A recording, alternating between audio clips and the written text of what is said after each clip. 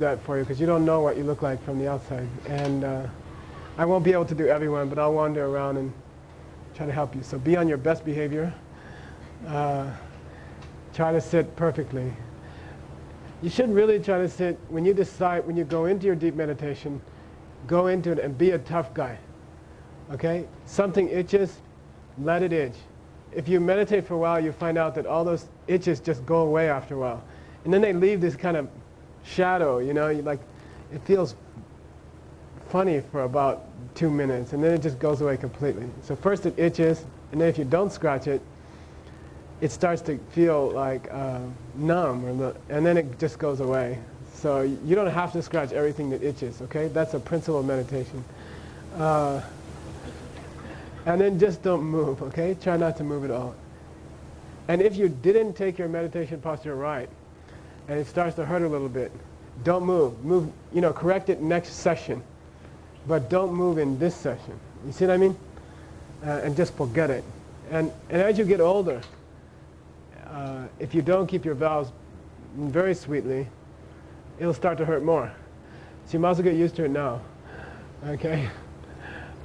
If you keep your vows well, and you practice well, and if you are very helpful to other people, the feeling in your body will get better and better each year. And you'll feel better and better.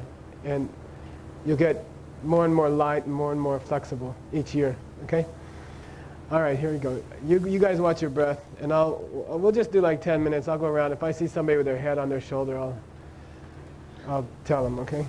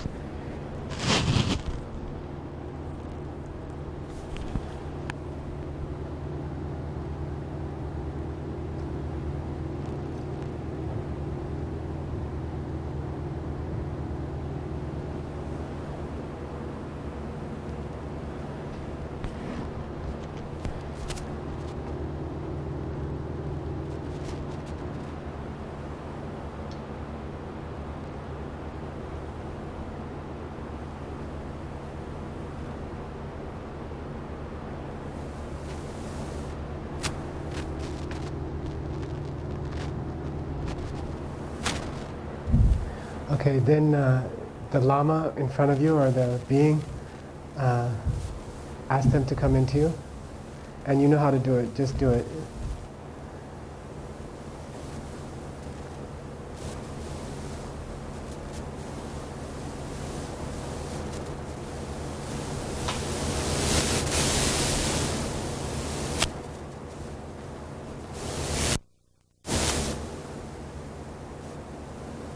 Then feel them in your heart, the warmth, and then let that spread in your body, golden warmth.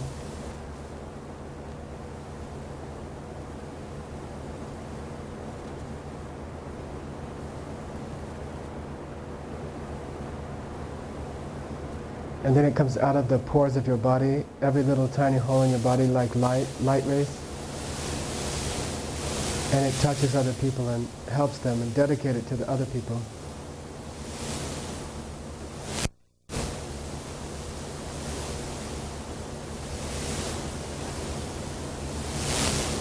And you become like that Lama.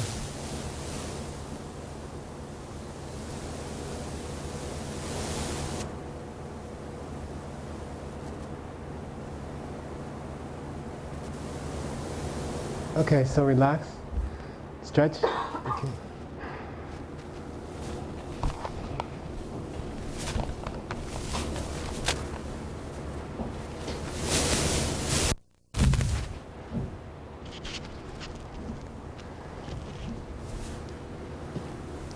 The main thing I noticed was, what was that? Oh, one thing about meditation, you can't peek at the other people, okay? That doesn't work too well. There's a principle that when you're taking a teaching or especially initiation or you're meditating, imagine you are by yourself, even if you're with 1,000 other people. It's between you and the Lama, you know? And just imagine that there's only 2 people in that room and forget everybody else. You have to get used to that, especially when you take initiation and things like that. It's one-on-one, or you take vows or something like that. It's you and this Lama. And it's very important to think that way and to imagine that way, okay? One good trick is to put the small of your back, push it in a little bit, okay?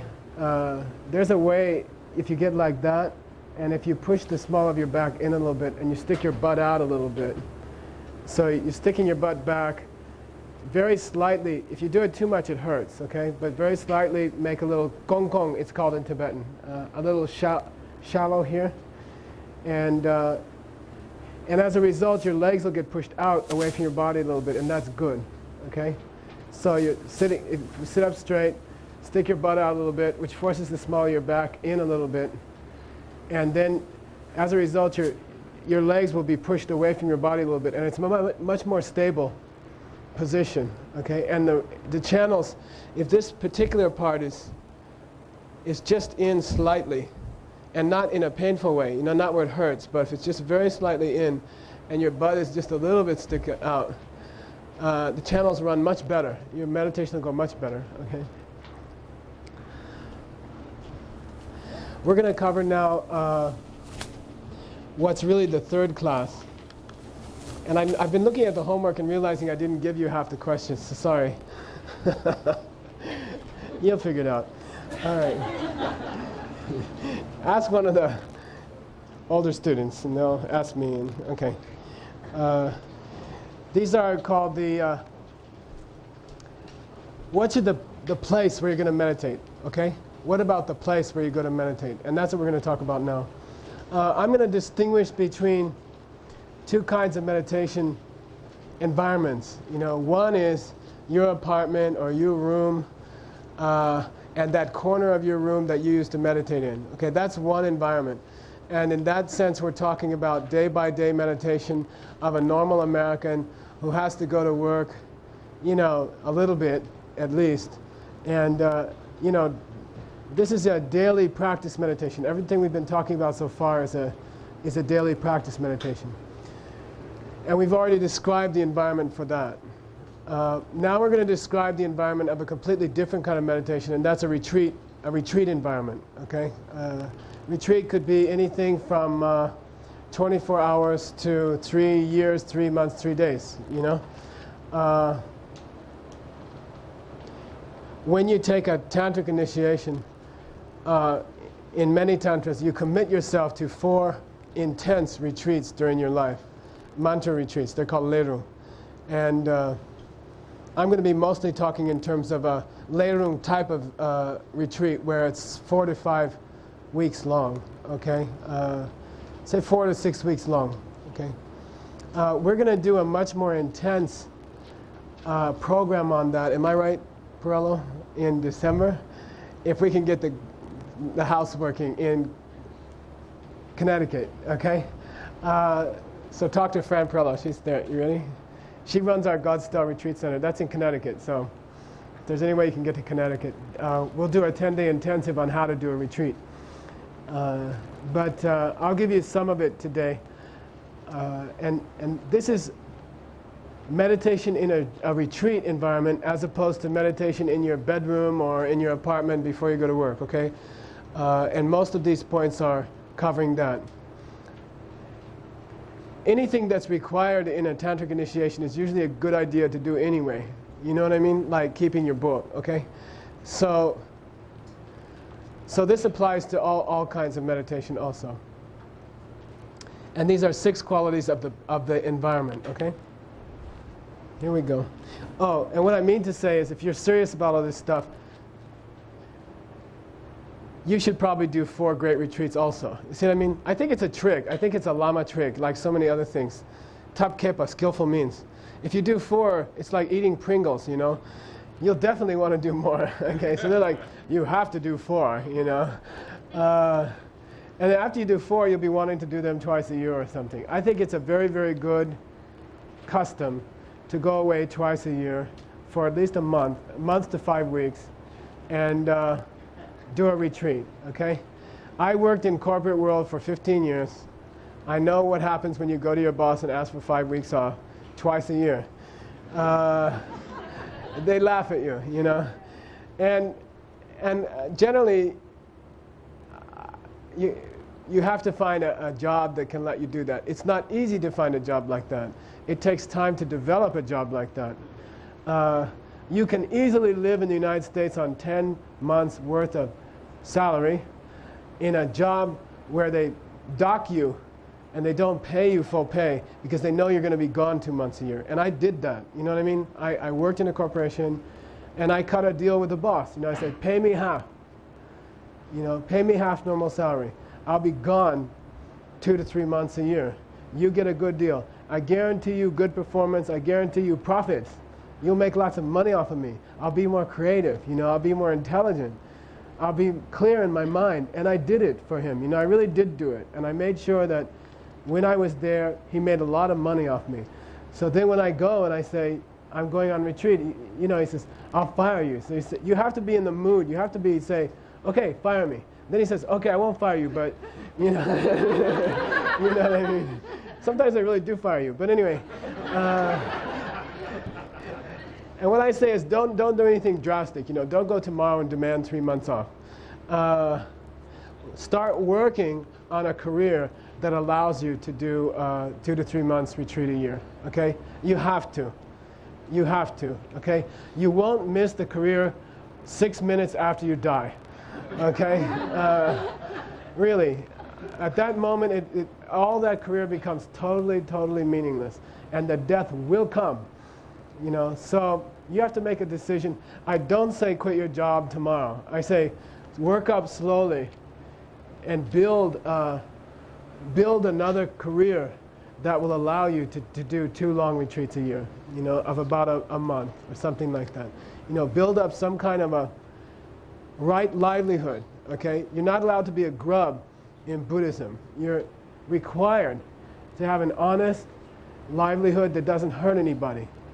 You're not supposed to wander from Dharma center to Dharma center bumming off people, okay? That's not right livelihood.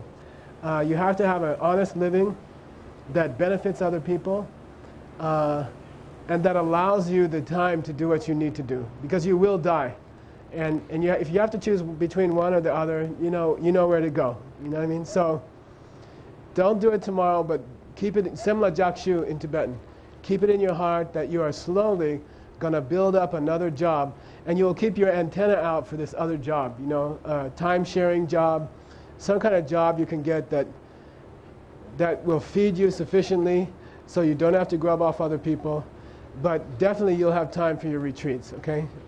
The other extreme is to not have any job at all, constantly be in anxiety because your credit cards are crazy, you know, constantly be bothering other people, you know, not like that, shouldn't be like that, okay? Should be honest living, modest living, simple life.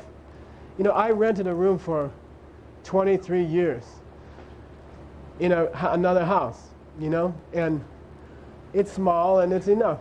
You don't need more than that. There's a toilet, everything.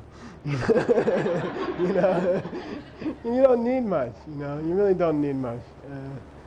So you can live. In America, you can do that. It's not, doesn't take a genius to, in America, to feed yourself and have a toilet and a little room.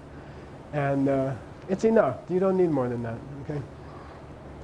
Okay, here are the environment, especially with regard to a retreat, which now you're going to promise to do. Okay, you don't have to do a lot, just do 4. Okay? Okay.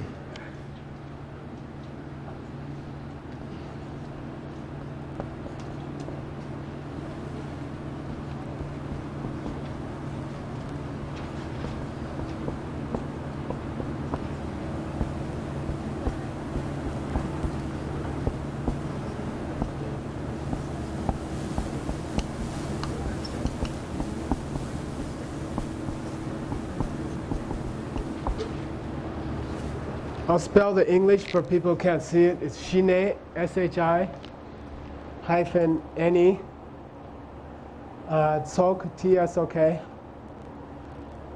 Tempa, T-E-N-P-A. Okay. Oh, 10. T-E-N.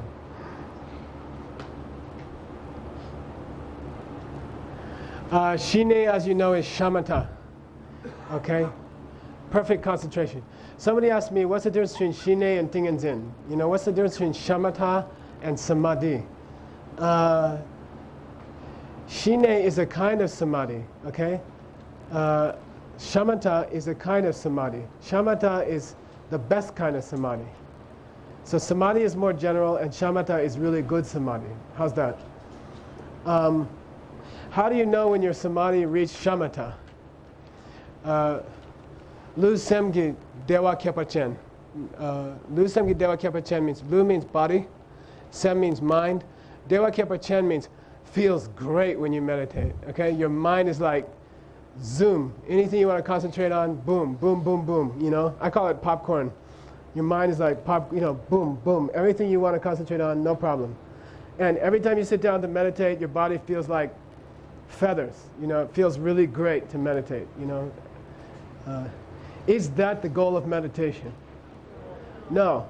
You break a bodhisattva vow if you think so. It was such a temptation to think like that, they made a bodhisattva vow about it. Don't mistake that for spiritual goals, okay? That will wear off as you get older, okay? All right? Don't concentrate on that too much. It's a great sign. It's an important sign. It means you're ready to see emptiness. But it ain't emptiness, and it doesn't help you that much, okay? It's nice. It's a side effect, okay? Shine means shamatha. Tsok means all the causes, all the conditions that you need to gather together, okay? Tsok. Tempa means finding them and using them, okay? Taking advantage of them, okay? So Shineki Tsok Tempa you could translate as something like finding all the proper conditions for achieving the highest kind of meditation, the deepest kind of meditation called shamatha, okay?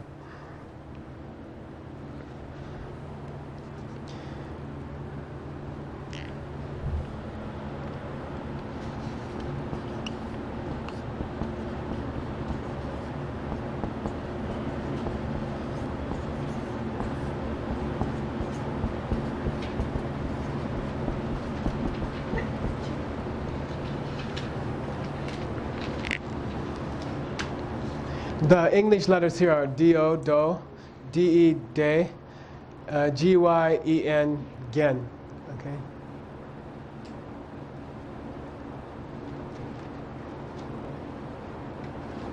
Say dodegen. Dodegen. Do means sutra. Dode means the collection of sutras, and gen means ornament. In Sanskrit, it's Sutra Alamkara. This is a book that was written by Asanga, taking dictation from Maitreya in Maitreya's heaven in about 350 AD. Okay, and that's going to be the source for the first condition of meditation. Okay, I just noticed on your homework it says, you know, where did Tsongkhapa get this stuff? And you're going to say, oh, he got it from Maitreya. What book did he use? Dodegen. What's that in English? Ornament of the Sutras. Okay.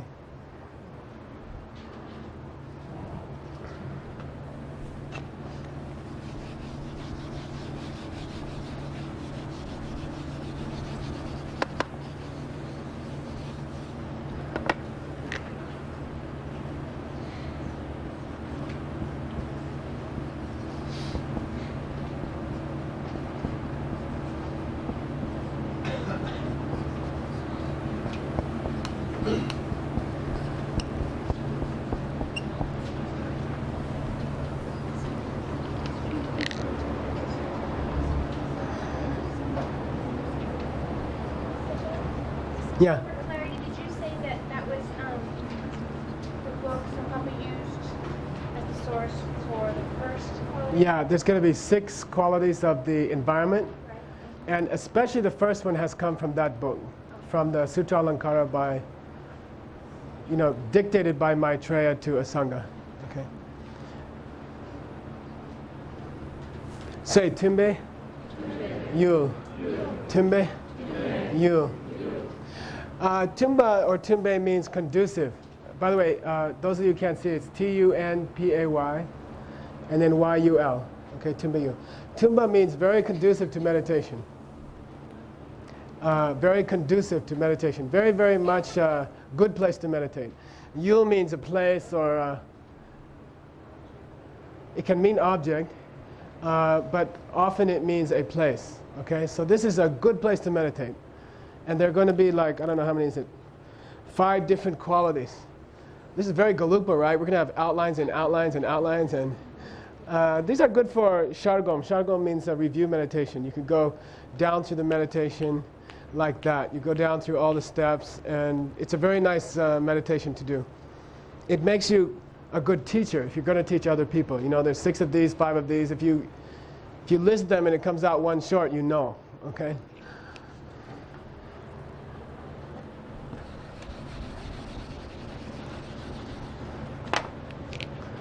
So we'll go to A, right?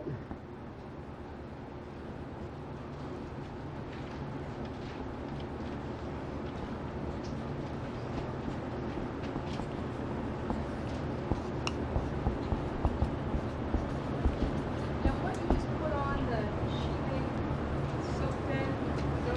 those are 1, 2, and 3 of the qualities? I'll run it by you again. The whole subject of this afternoon is all the conditions you have to get ready to get to shamatha. That's called Shine Tsokten. Okay? That's the whole subject this afternoon. In that, there'll be 6 different things that you need. The first one is called, you need a good place to meditate. That in itself has 5 different qualities. Okay? So we're like on 1A. Okay? How about I put 1A? Okay? If you can't see it, it's N-Y-E-L-A-W-A. Say nye, lawa. Nye lawa. Nye means to find. Lawa means easy.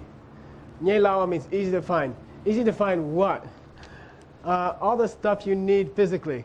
Groceries, clothes, heater, you know, stuff like that. There are certain things you need when you go into meditation. Those of you who've done a month or a 6-week meditation, especially if you're out in a cave somewhere, you get very good at this. Like the first time you forget matches, you know, and so you're out in a cave for 5 weeks without any matches or something. You know, I mean, you get good. It's like a Boy Scout checklist, you know.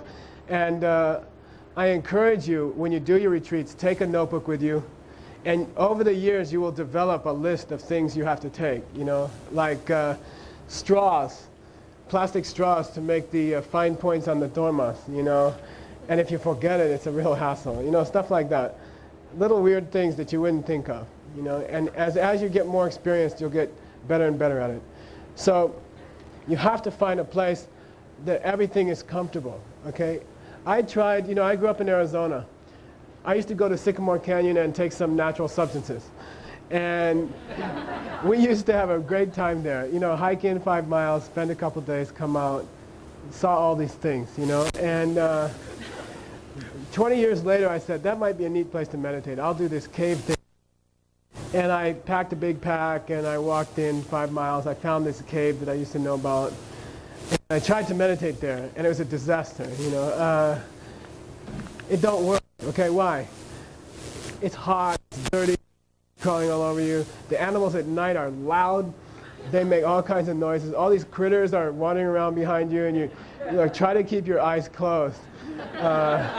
You know, when you hear this thing crawling around in your cave, you know, and snakes, this big snake visited me and stuff like that. And what it means is, I mean, you need a normal, quiet, comfortable place. And, you know, the cave thing is very sexy and it sounds very cool, but you actually cannot meditate there very well. You need a nice, quiet cabin somewhere, has a nice bathroom, has a shower, you know. Everything should be conducive to meditation, okay? And that's, you should have enough food, not too much food. Everything should be there that you need. If it's cold, you need a heater, stuff like that. Don't be a hero. You know, you're not trying to impress everybody. That's another wrong view in Buddhism. It's called which means to think that there's some spiritual benefit to causing yourself trouble. You know, like, you know, beating yourself up, and that somehow makes you a more spiritual person or something. You're supposed to be normal. You know, the place should be normal. It's not too cold, not too hot. Toilet works. Everything's normal. And then and it's quiet, and you can meditate very nicely there. So that's the idea of a good meditation place. Okay, that means, Nye Lawa means easy to find all the things that you need. Groceries, clothing, everything else, okay?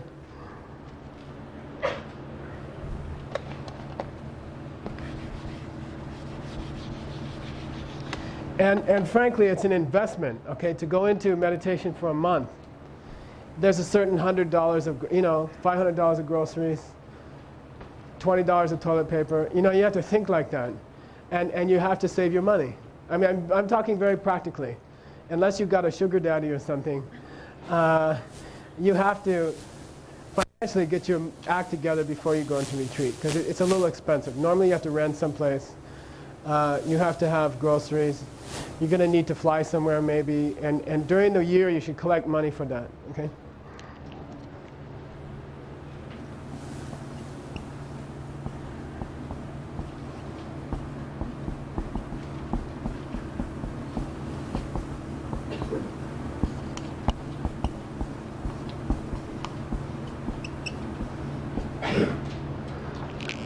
If you have trouble seeing the board, it's N-E, ne, S-A-N-G-W-A, ne sawa. Say ne, sawa, ne sawa.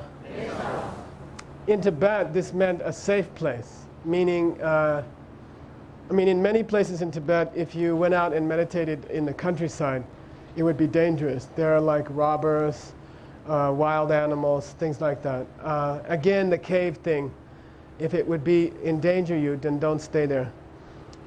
Could also refer to people who are going to hassle you in general. You know, like I've met people who tried to do their retreats in their house, and they asked my Lama, is it okay? And he, knowing that they wouldn't do it unless they did do it in their house, say, it's okay to do it in your house. But it's not really, okay? People are going to be wandering around, banging on the door. People are going to be bothering you. It doesn't work usually, okay? If you don't have any other choice, it's okay. But if it's dangerous in the sense of, you know, people in the house who aren't going to respect that retreat, and they're going to keep banging on the door, bothering you, or making noise, then you can't do it there. It doesn't qualify as a nesawa, okay?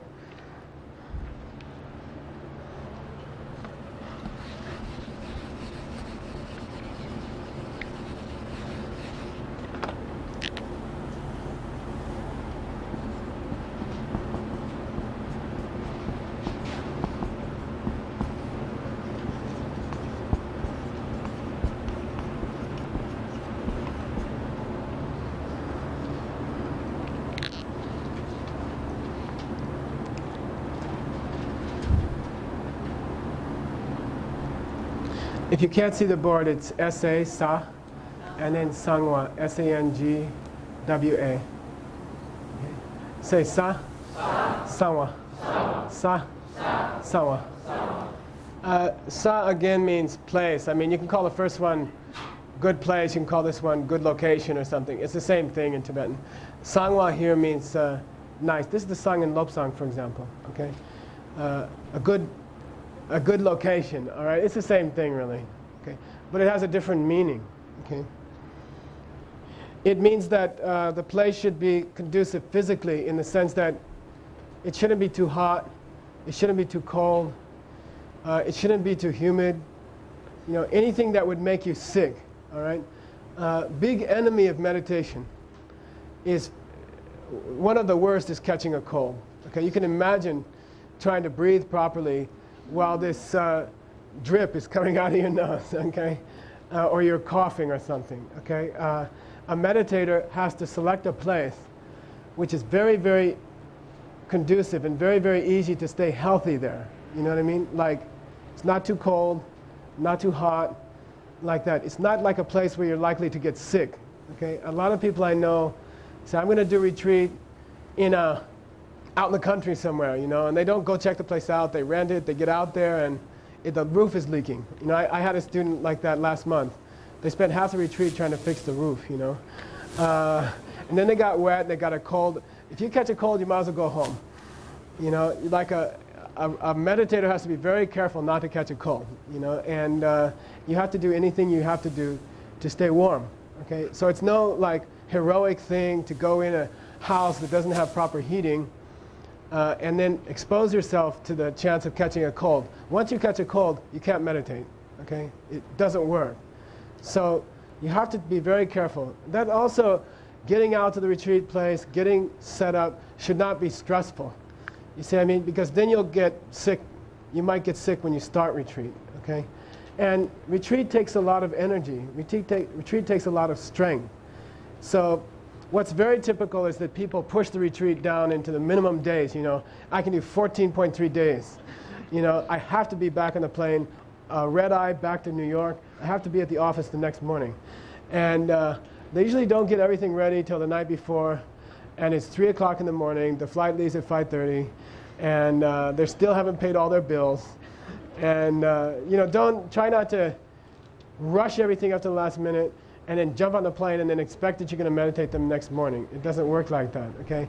Take a week and a half to start clearing up all your life. It's a very good experience. It's like dying twice a year. You know, pay all your bills, say goodbye to all your friends.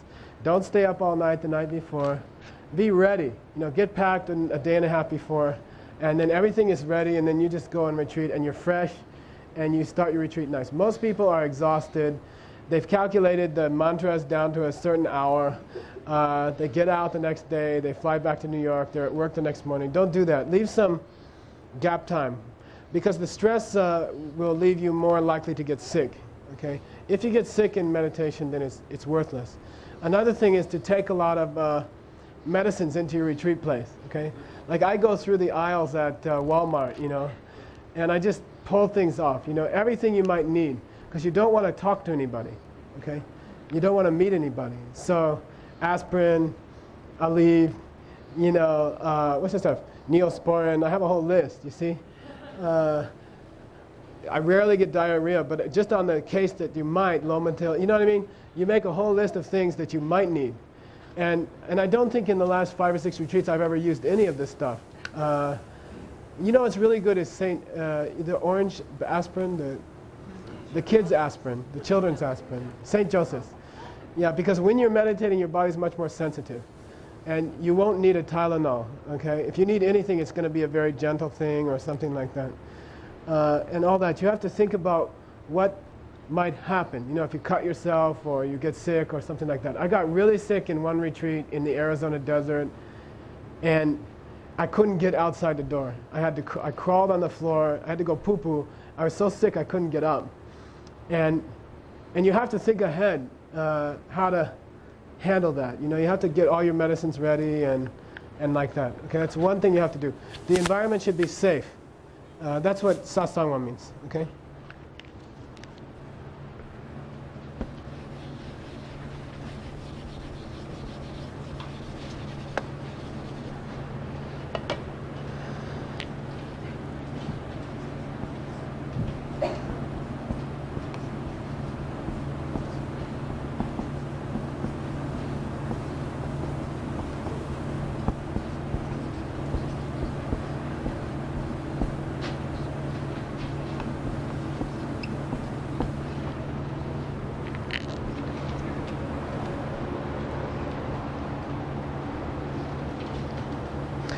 In English, it's D-R-O-K-S-A-N-G-W-A.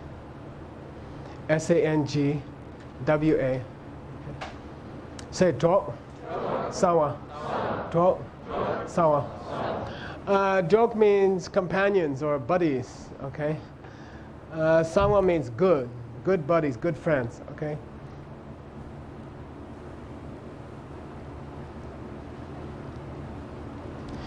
This has several meanings. I mean, you're going to need a support staff, okay? When you do retreat, you need a support staff. Should be good people. They should believe in what you're doing. They should, preferable. I'm talking, if you can't find someone who believes in what you're doing, who wants to cook for you, then find somebody who doesn't believe in what you're doing, who wants to cook for you, okay? But I'm talking ideal situation, okay? Try to find somebody who has the same kind of energy and who will devote themselves to your retreat, okay? You need somebody on the outside that can help you and support you. It's better if you don't have to cook for yourself, okay? Meditating on what you're going to have for dinner, you don't want to go through that. You don't want to have to think about that. The idea is to eliminate things to think about. So try to find somebody that will cook for you during your retreat, okay? It should be someone who understands what you're doing and who appreciates what you're doing, okay? Normally when you go into a long retreat, you should have a whole list of other support, like a good doctor that you might need, a lama who you can call if you're having a problem or send a note to if you're having a problem, okay? Because problems do come up during retreats, and you don't want to break the retreat. You want to stay in retreat. So you want to be able to pass a note out to ask a question. A good plumber helps a lot, okay? Stuff like that, you know what I mean? You have to think ahead and have all these people. Very, very preferable if you can have a lama nearby so that if you have a serious problem, you can consult them and find out what to do. You get certain wind problems or anxiety attacks during meditation. This is very common, and it's good to have a lama nearby to help you. I understand that Lama Supa might be doing a long-term retreat this year, February or something like that. I think it's a fantastic opportunity. If you could, get into that, it would be really nice. That's like perfect circumstances, where a very highly qualified Lama is nearby. And that's very important. Should you or should you not do retreat with other people? The best retreats, I think, very highly desirable if you can do it completely alone. Okay, don't see anybody. Don't talk to anybody. Okay? The whole thing in isolation. It makes the retreat much more powerful. If you're really going to do it seriously, you get a fairly decent place and go to Goodwill and buy some sheets and tape up all the doors and windows, you know what I mean? And stay in there for 5 weeks, okay? It's very, very good for your meditation, okay? You just decide, I'm not going to see anybody, and not to see another living being is very good in retreat, not even out the window. Tape up the windows and stay in there. And it's very, very, it makes the retreat experience very, very powerful. Talking to other people, seeing other people, even if you don't talk to them, having relationships with other people. And also it's very good to stay celibate during your retreat, okay? There's a power or there's an energy to that that's very, very desirable. So you keep all your energy inside, you see what I mean? And if you can do that during your whole retreat, it's very, very powerful. It makes your retreat much more powerful. Not to touch another person, not to talk to another person, not to have any kind of sexual activity at all is very desirable. And it gets all your energy focused inside, and it makes the energy very, very powerful, okay? Sometimes great lamas, Jetsun-Kappa, they did retreats with other people, and that's okay, but there should be certain ground rules, The person should be very, very sensitive to you, and you should be very, very sensitive to them. And you can split the cooking, you can do your prayers together. It can be very powerful to do retreat with a very small group of people if they're all tuned into the same thing. But if one of the group starts to have a problem, or they're unhappy, or they start acting weird, it ruins the retreat for the whole group. So you have to be very sure to check out the people that you're going to go and retreat with. It should be people you've known for a long time. They should be equally serious as you. Before you start the retreat, decide on the rules of the retreat, okay? like we aren't going to talk, and then really stick to it. I've been in retreats where we all agreed not to talk, and then 3 days later we're like, and then it's just, the whole feeling of the retreat dissolved, you know, the whole feeling of isolation, and so we ended up talking with our hands, you know, I want a chocolate bar, you know, and the whole energy leaves the retreat, you know. And then if one person's like unhappy or having a problem, the whole energy comes down, you know. So you have to try to find a group of people who are very, very into it and who very much understand it. It's also very important that you're trained properly before the retreat, you know. I know a lot of people who say, I'm going on a retreat in September, you know, and you say, oh, that's great, what are you going to do? I don't know, you know? And it's already like August 31st, you know, and you're like, you have to prepare, you have to go get some instructions on what you're going to do your retreat about, you know. You don't want to waste the time. It's very, very hard to get the money. It's impossible to get the vacation time. It's hard to find a place. It's hard to fly there. It's hard to do everything. And then you get there and you don't know what to do. You know, you need instruction on how to do a retreat. It's very hard to meditate for 18 hours a day. You know, I mean, almost anything you can think of in about half an hour. So how are you going to spend 18 hours, you know, on your meditation cushion? What are you going to think about?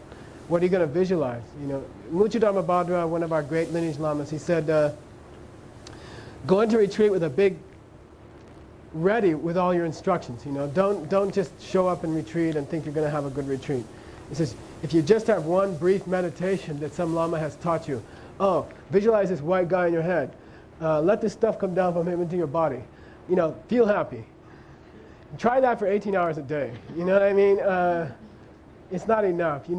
He said you're going to get bored. If you're a normal person, you're going to get bored. Have some variety. You know, have like 3 or 4, have your practices ready before you go into retreat. And study the practices seriously before you go into retreat, okay? We'll take a break there, and then we'll do just a little bit when we come back, okay? So.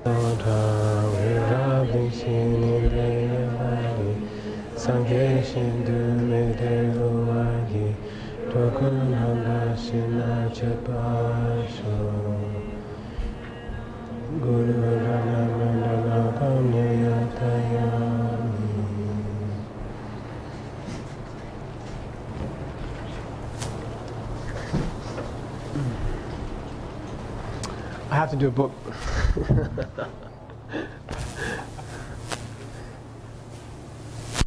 Those of you who know about the book, and if you don't, we'll talk about it next weekend, but it's really good to do one before you do something important, and then it makes it go right.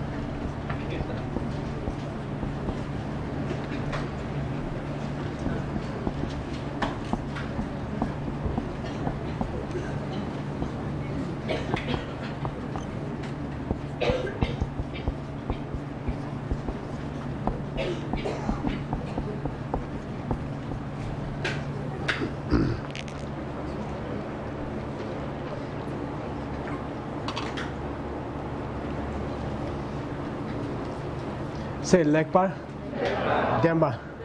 Lekpa, Demba. Lekpa means good. It's what the Buddha said to his student in the Heart Sutra. Lekso, Rikipu Dedeshin O, Rikipu Dedeshin De, Jidakyuki Demba Deshin Du. Right on, okay? Good. Okay, Demba means to possess something. So Lepa Demba means great. Okay. Great in what sense? Okay. By the way, the reason they have weird names is that this is how it comes in Maitreya's text. So he's using the words as they come in Maitreya's text. Okay. It means that during the day you don't have interruptions from people. Okay. That's what the text says. But I'd say day and night. Okay. You just don't have interruptions from other people. You're not meeting other people. Every time you meet another person in a retreat, the energy of the retreat goes down. Okay? You should try to stay in solitude. It's much, much more powerful. And then the second kind of Lepa Demba is quiet. The place is quiet. And this applies to all meditation. The greatest single enemy of meditation, aside from too many cookies just before, is noise. Okay? Noise ruins meditation. So you have to do whatever you have to do to make the place quiet. That's another reason to do your meditation early in the day. I know a lot of people who are Buddhists and their family's not Buddhist, so they try to wake up early before the rest of the family gets up, and they're in meditation, and that's the quiet time of the day. That's like the only quiet time you can get. So you have to try to do what you can do to make things quiet.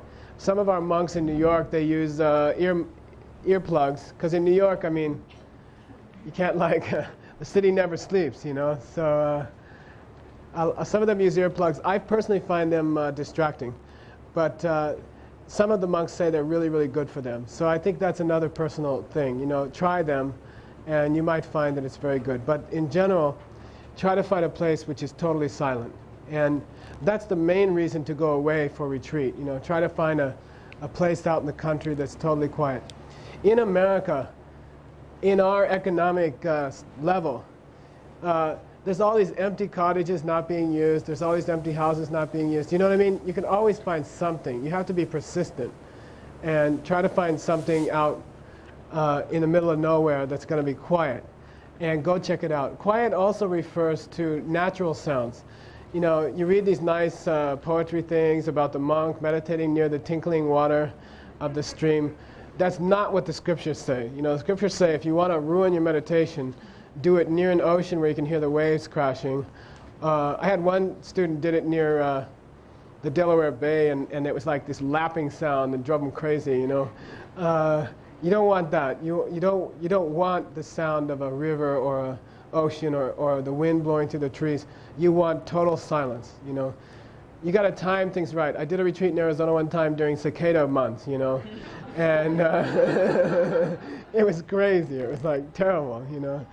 So you have to know the environment where you're going to be meditating. Did you have a question? There are many retreat establishments where they do group retreats for 10 days, 2 weeks. What about that? Because they're not alone. They generally do it in a group. There may or may not be a retreat. Do you feel that those are less effective than ones that are just solo? Fran said, you know, there's opportunities you can have to do group retreats of 10 people, 15 people. And she asked me, did I think it was less effective than solitary retreats? To be honest, you know, I have one of those retreat centers. She runs it. I didn't mean And to be honest, it's not as effective. And I'll be quite frank with you. You know, much better if you can find a place where you can stay in solitude. To be honest, you know, it's not bad to do a group retreat, especially if you don't have discipline. You know, it would help you. But inevitably, you're like talking. Inevitably, you're thinking about somebody picking their nose or burping next to you. Or I was going crazy. I met a guy who did a 3-year retreat. You know, nice guy. I said, "How did it go?" He said, "Oh, it was great, but once a day we all met together and did our prayers together. And I decided I hate this one other guy." And so for 3 years, you know, everything he did, every time he slurped his tea, you know, every time he yawned, you know, every time he dropped something, I would get this resentment towards him, you know what I mean? And it ruined his 3-year retreat. It's kind of amazing to think that. But solitude is much better, okay? And to be frank, you know, if you can do it, it's good to attend a few group retreats if there's a leader who's good at that practice. And then you learn the practice well, you do a couple of group retreats, and then go do it on your own is ideal, okay? Totally on your own without any contact and maybe no hope of contact. You know, go out somewhere, have somebody drive you out there. You know, it's a 20-mile walk back to town. It's actually quite good when you are strong enough to do it, when you are experienced enough to do it by yourself. The first few long retreats you do, you should have the ability to contact a lama or something like that. Telephones are a disaster. You know, have them taken out. Frankly, if the house doesn't have electricity, it's better.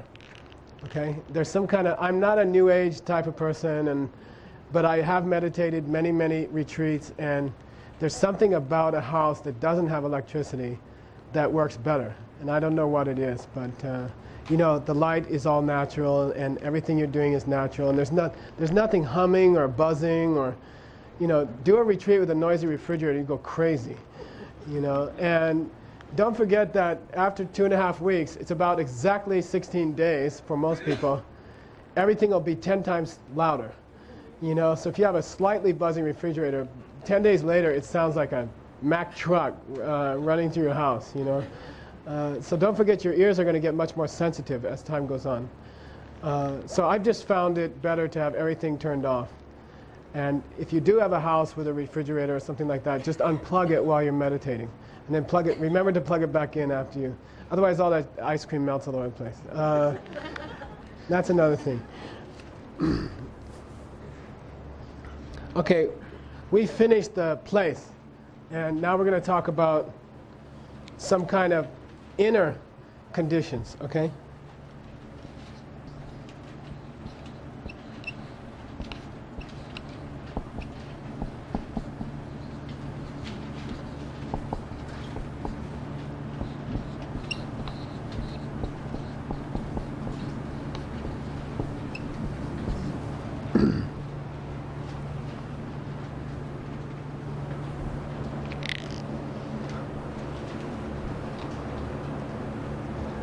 It's Dupa Chungwa. It's D-U-P-A-C-H-U-N-G-W-A. Say Dupa Chungwa. Dupa Chungwa. Dupa means your wants or things that you need. Chungwa means not much. Okay? So this is a principle that comes from the Abhidharma Kosha, 350 AD. Vasubandhu, Master Vasubandhu. And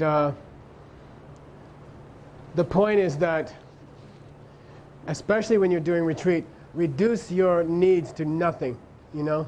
All you really need to do a retreat is your cushion, some crackers, some water, some butter, you know. I mean, eat light. Just don't have many things, okay? Eliminate in your life as many of your possessions as you can.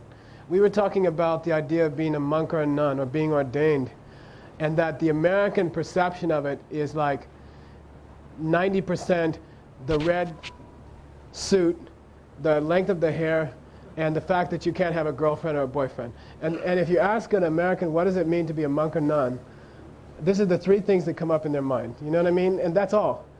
But the real meaning of to be a monk or a nun is much more profound than that. It's that you don't own anything.